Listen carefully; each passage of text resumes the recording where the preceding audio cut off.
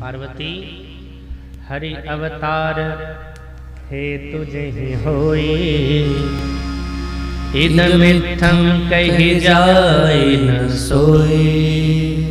भगवान का अवतार इसीलिए होता है, कोई पक्का नहीं कह सकता है। और तब भगवान शिव ने भगवान श्री राघवेंद्र के अवतार के कुछ प्रयोजन बताए।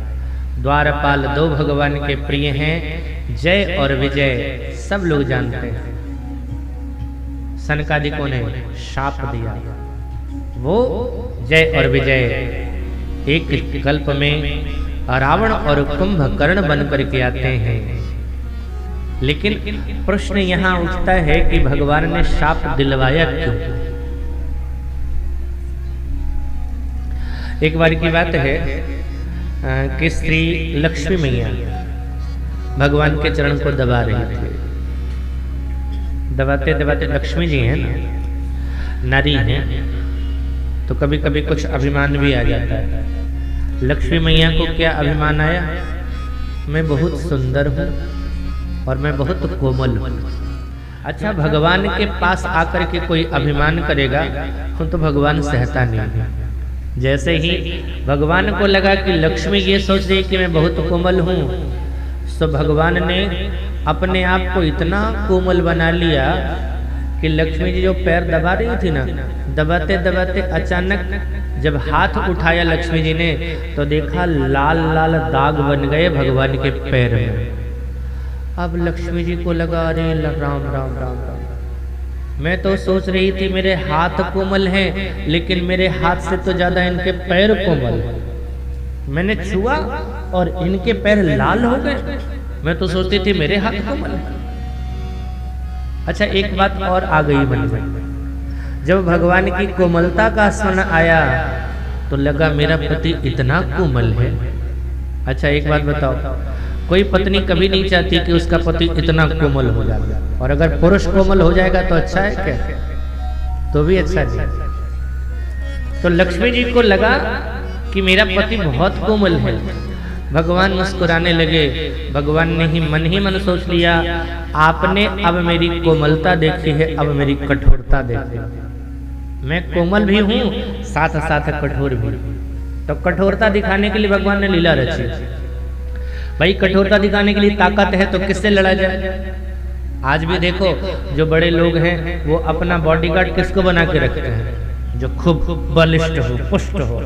तो उस समय भी भगवान का बॉडीगार्ड यानी द्वारपाल, उस जगह में उस शब्द में द्वारपाल कहा जाता है। तो द्वारपाल कैसे थे? बहुत ताकतवर थे, बहुत ज्यादा ताकत था इनके पास, जिनका नाम था जय और विजय। बस भगवान ने इन्हीं को चुना और शनकादिकों को प्रेरित किया। शनकादिक आए इनका दर्शन करने के लिए। भगवान ने द्वारपालों की बुद्धि बदल दी, द्वारपालों ने रोक दिया। संत को भगवंत का दर्शन करने से रोकता है क्रोध आ गया। ये भी एक आश्चर्य है। ये वैकुंठ है और वैकुंठ में क्रोध। वैकुंठ का मतलब ये होता है विगत कुंठा इति वैकुंठा, यानी जहां कुंठा नहीं है, ईर्ष्या द्वेष नहीं है, क्रोध नहीं है, वही तो वैकुंठ है। और इस वैकुंठ में महात्माओं के अंदर क्रोध आ गया। ये सब क्यों? क्योंकि भगवान चाह रहे हैं और शाप दे दिया। भगवान के दर्शन करने में बाधक बनते हो, राक्षसों के जैसा कर्तव्य है तुम्हारे, इसलिए जा, राक्षस हो जा, राक्षस हो जा, राक्षस हो जा, 3 बार कहा। तो वही जय और विजय एक बार हिरण्याक्ष, हिरण्यकश्यप बन करके आए, और वही सनकादिक ऋषि इनके कल्याण के लिए प्रहलाद जी का अवतार धारण करके आए। और दूसरे जन्म में रावण और कुंभकर्ण बने वही जय और विजय, तब भगवान राम के रूप में आते हैं। जलंधर नाम का राक्षस था, जीता नहीं जा रहा था युद्ध में, उसे कोई परास्त नहीं कर पा रहा था। कारण उसकी पत्नी वृंदा परम सती थी, और उस पतिव्रता स्त्री के सतीत्व की वजह से जलंधर मारा नहीं जा रहा था।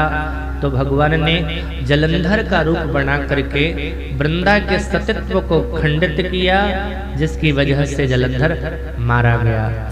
जलंधर की पत्नी वृंदा ने जब इस रहस्य को जाना, शाप दे दिया, मेरे पति की अनुपस्थिति में आकर के तुमने मेरे साथ छल किया है, मेरा पति भी तुम्हारी अनुपस्थिति में तुम्हारी भार्या के साथ छल करके हरण करके ले जाएगा।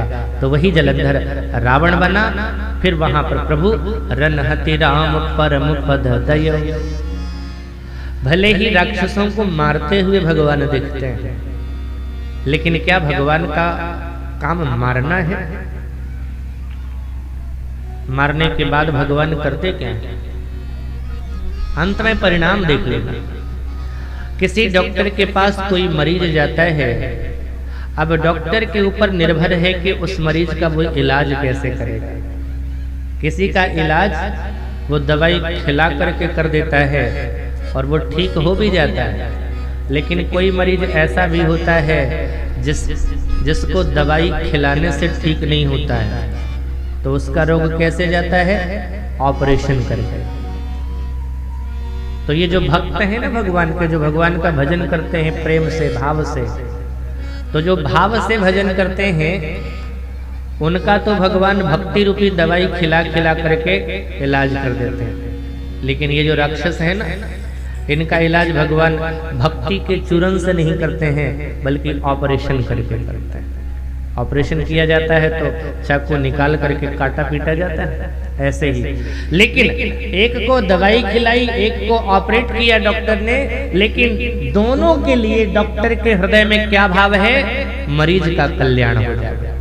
ठीक यही बात है भगवान के सामने जो भक्त या जीव जाते हैं, लक्ष्य यही है कि भगवान उनका कल्याण करे, बाकी तरीका भले ही अलग अलग है। सीतान्वेषण करते हुए भगवान जब चले जा रहे थे तो आगे जटायु पड़े हुए थे। जटायु को देख करके भगवान दौड़ कर जा करके उसके सिर को अपनी गोद में उठाते हैं, रखते हैं। जटायु के पंख जहां कटे थे उस जगह पर धूल के कण घुसे हुए थे। भगवान ने अपनी जटाओं से उस धूल के कण को निकालना शुरू कर दिया। जटायु की आंखों में आंसू आ गए। जटायु ने रोते हुए कहा, सरकार आज मेरा नाम सार्थक हो गया, आज मेरा नाम धन्य हो गया, आज मुझे मेरे नाम का अर्थ मिल गया।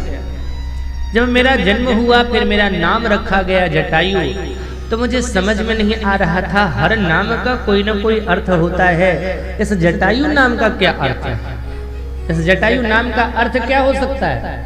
लेकिन आज समझ में आ गई बात।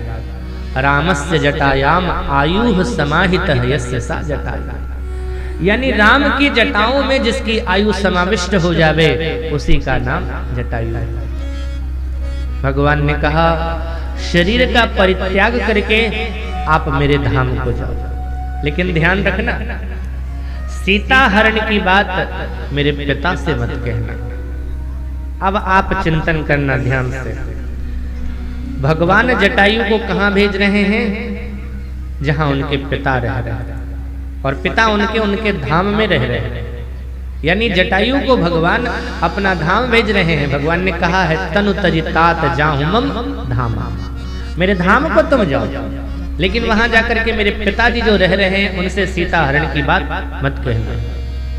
जटायु ने कहा, सरकार मैं नहीं कहूंगा, मान गया, लेकिन कोई ना कोई तो कहेगा। ऐसी बात तो नहीं कि खबर जाएगी नहीं, आप नहीं कहेंगे तो कोई और कहेगा, कोई और नहीं कहेगा तो कोई और कहेगा, कोई तो कहेगा। भगवान की भुजाएं फड़क गई। भगवान ने कहा, हाँ कहेगा। कौन? बोले, रावण स्वयं कहेगा। जो मैं राम तकुल सहित कहीं दसानन आए। अगर मैं राम हूं तो पूरे वंश के साथ रावण जाकर के कहेगा, यानी पूरे वंश के साथ रावण को मारूंगा। अब जैसे ही भगवान ने ये शब्द कहा, जो भक्त थे सारे के सारे एक साथ हाथ उठा के बोले, सरकार ये क्या कर रहे हो, सरकार ये क्या कर रहे हो, गलत है गलत है गलत है। क्यों, क्या गलत कर दिया? बोले, जो भजन करते थे उनको भी आपने अपना धाम में भेजा। जिस जटायु ने परोपकार के लिए शरीर का त्याग किया उसको भी आपने अपना धाम भेजा, लेकिन जिस रावण ने आपके साथ युद्ध किया उसको भी वही जगह दे रहे। और आश्चर्य, दशरथ जी अकेले गए, जटायु अकेले गया, और रावण पूरे परिवार के साथ जा रहा है। सरकार हाहाकार हो जाएगा। क्या भाव निकला? भले ही भगवान ने रावण का वध किया, लेकिन जा कहां रहा? वहीं जा रहा है जहां उनका भजन करने वाले जाते हैं। भले ही पूतना ने कन्हैया को विष देकर के मारना चाहा, साधारण रूप से दिख रहा है कि पूतना मरी है, लेकिन मर करके पूतना गई कहां? उसी जगह पर गई जहां पर भगवान के भक्त जा रहे हैं। यानी ये कल्याण करते हैं, इनके साथ जो जुड़ जाता है वो कल्याण करते हैं। वो मारते नहीं बल्कि तारते हैं। जब जब मारा तब तब तारा, दीनों का तो प्रभु तेरा ही सहारा। श्याम हो चाहे रघुराई रे, भजो राधे गोविंदा।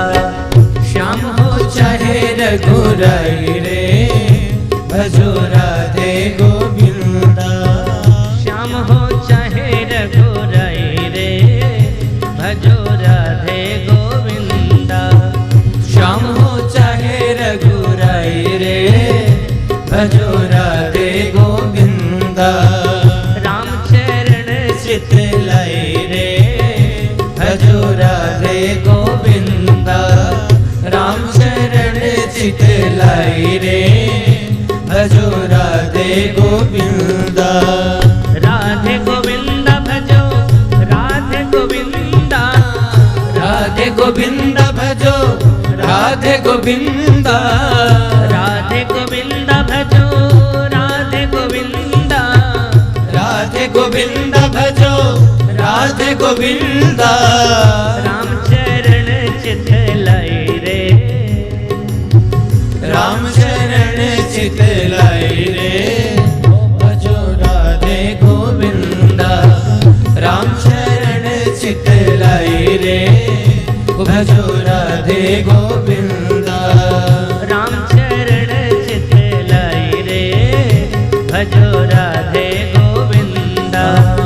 राम चरण चित लाई रे, भजो राधे गोविंदा। एक बार सभी लोग दोनों हाथ उठा के ताली बजाओ।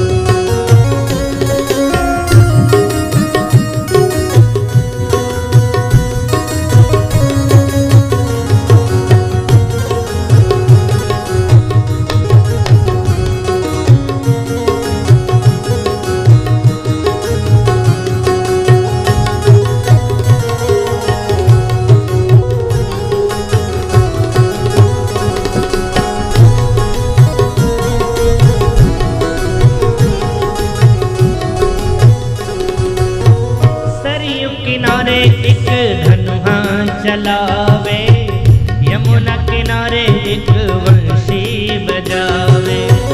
सरयू किनारे एक धनुहा चलावे, यमुना किनारे एक बंसी बजावे। सरयू किनारे एक धनुहा चलावे, यमुना किनारे एक वंशी बजावे। सरयू किनारे एक धनुहा चलावे, यमुना किनारे एक बंसी बजावे। दोनों जगत के साईं रे, दोनों जगत के साईं रे, ओ भजो राधे गोविंदा।